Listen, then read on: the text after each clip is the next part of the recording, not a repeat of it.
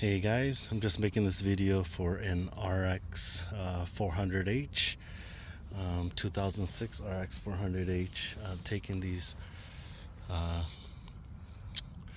trunk lid shocks out.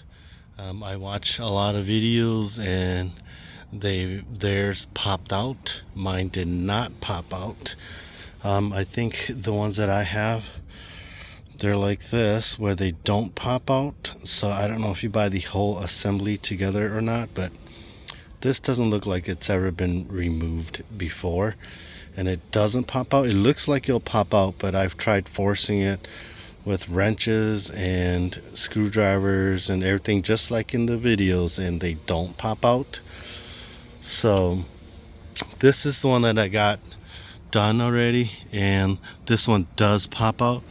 The new one that I put in, it clips in, and then it clips in here, and then it does pop out if you ever need it to pop out. But these do not. The original ones, if this is the original one, it still has like the Japanese writing right here. And so what I ended up doing is taking the shocks completely out, and they're 10 millimeters. And I will show you over here.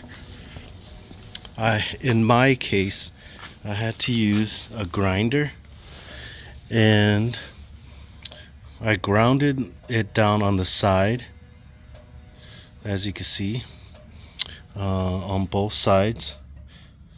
And then I used a wrench to get a good grip on it, and then I popped it out.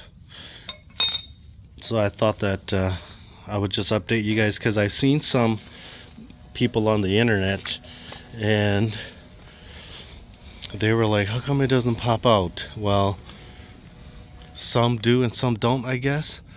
So this is the one that I'm just finishing up now, and this one is the one that I already finished.